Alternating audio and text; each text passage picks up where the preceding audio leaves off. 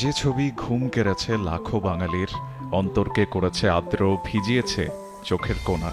এক ছোট্ট শিশু যার চোখের চাহনি সোশ্যাল মিডিয়াতে ঘুরে বেড়াচ্ছে ছবি হয়ে। সে চোখে শিশুসুলভ দুষ্টুমি নেই, বরং ঠাঁই পেয়েছে অসহায়ত্ব আর রাজ্যের অনিশ্চয়তা। দেশের সাম্প্রতিক বন্যা পরিস্থিতির চিত্রও আপনি চাইলে খুঁজে পেতে পারেন এই শিশুর চাহনিতে। যে ছবি আর সবার মতো মর্মপীড়ার উদ্রেক করেছে দেশের জার্সিতে প্রতিনিধিত্ব করা খেলোয়াড়দেরও। পেশাদার পরিচয়টা ক্রিকেটার হলেও ওই জার্সির ভেতরে থাকে একটা সাধারণ মানুষের মন।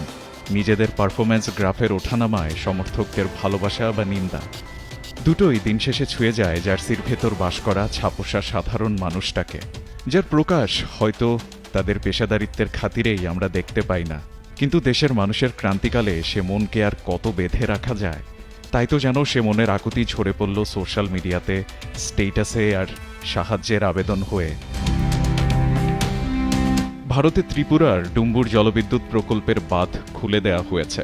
হু হু করে ঢোকা বানের জলে স্মরণকালের সবচেয়ে ভয়াবহ বন্যার কবলে পড়েছে ফেনী। বৃষ্টিতে বাড়তে থাকা পানি আর উজান থেকে নেমে আসা পাহাড়ি ঢলে নোয়াখালী, লক্ষ্মীপুর, মৌলভীবাজার আর কুমিল্লার বিভিন্ন এলাকা এখন তলিয়ে আছে পানির নিচে।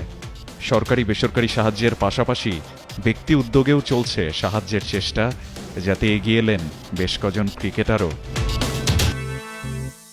এ বানের জলও একদিন নেমে যাবে, আসবে সুদিন, ঘুরে দাঁড়াবে বন্যাপীড়িত মানুষেরা। বাঙালির হাজার বছরের সংগ্রামের ইতিহাস অন্তত তাই বলে।